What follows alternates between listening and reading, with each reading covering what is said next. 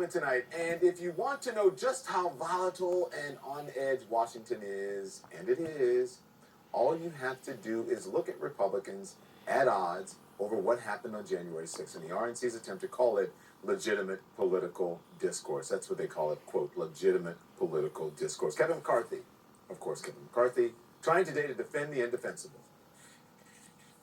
The RNC resolution last week referred to the events of January 6th as a legitimate political discourse. That's not correct, but the RNC was talking about. They were talking about everybody knows anybody who broke in and caused damage. That was not called for, and those people we've said from the very beginning should be in jail.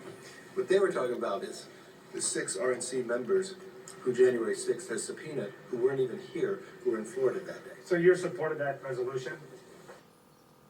Okay, well, didn't answer that part. That is classic Kevin McCarthy, him and hawing, distracting and deflecting. Whatever happened to the guy who said this 1 week after the violent attack on the seat of our democracy? The president bears responsibility for Wednesday's attack on Congress by mob rioters. He should have immediately denounced the mob when he saw what was unfolding. We know exactly what happened to that Kevin McCarthy. He spent the ensuing 13 months trying to buddy up to a disgraced, twice impeached, one-term former president, hoping to get the golden ticket and become speaker. And he's not the only one trying to defend the indefensible. RNC Chairwoman Ronna McDaniel taking a page right out of the Trump playbook, blaming the media, of course. When all else fails, blame the media, right? And writing in an op-ed, quote, the awful events of that day do not justify Cheney or Kinzinger enabling a partisan committee whose real purpose seems to be helping Democrats' electoral prospects at the cost of potentially ruining innocent people's lives.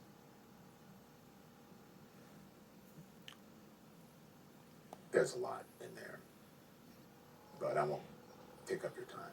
I'll tell you more throughout the show. Trying to turn the investigation of one of the darkest days in the nation's history into a political cheap shot is what she's doing. She's ignoring heated criticism from some Republican leaders, even her own uncle, Uncle Mitt Romney. It could not have been a more inappropriate message. One, to sanction 2 people of character as they did, but number 2, to suggest that a violent attack on the seat of democracy is legitimate political discourse is so far from accurate as to shock and make people wonder what we're thinking. It was Uncle Mitt. There are other Republicans pushing back as well. Mitch McConnell, delivering a smackdown to the RNC in the face of all of this whitewashing. Let me give you my view of what happened January the 6th. And we're here. We saw what happened. It was a violent insurrection for the purpose of trying to prevent the peaceful transfer of power after a legitimately certified election from one administration to the next. That's what it was. When people finally say the right thing, right? When they finally tell the truth, even if they haven't done it all along. The same thing I said about Pence last night, Mike Pence last night. You have to meet them where they are and to give them credit for that. So for everyone like Ronna McDaniel, like Kevin McCarthy, who's saying it's biased, political, whatever, to say that the insurrection was an insurrection, it was an assault on our democracy, this is now the head of the Republican Party, really the most important person really at this point, besides Trump. He's not, but who is in office? The head of the Senate for Republicans, Mitch McConnell. Play it again and listen, please. Let me give you my view of what happened January the 6th. And we're here.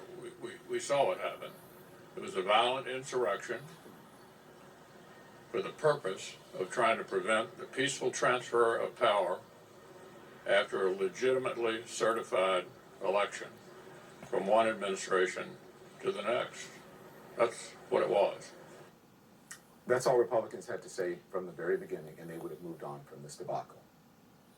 Because that's exactly what it was. It was a violent insurrection. a violent insurrection, and no amount of whining about legitimate political discourse will ever change that. Meanwhile, there was a moment today that just shows you the level of disrespect in Washington. So pay attention, please. The chair of the Congressional Black Caucus, her name is Joyce Beatty, tweeting today, while heading to the House floor for votes, I respectfully asked my colleague, Representative Hal Rogers, to put on a mask while boarding the train. He then poked my back, demanding I get on the train. When I asked him not to touch me, he responded, kiss my ass. That from a full-grown man, a full-grown elected representative from the state of Kentucky. Now, the congressman says that he apologized on the House floor, and later he put it in writing, saying that my words were not acceptable and I expressed my regret to her. So that is more than you can say for a lot of people in Washington these days, though. Shouldn't have happened. He apologized more than you can say for most of what happens in Washington these days. That is happening as the White House, I should say, is struggling to come up with a plan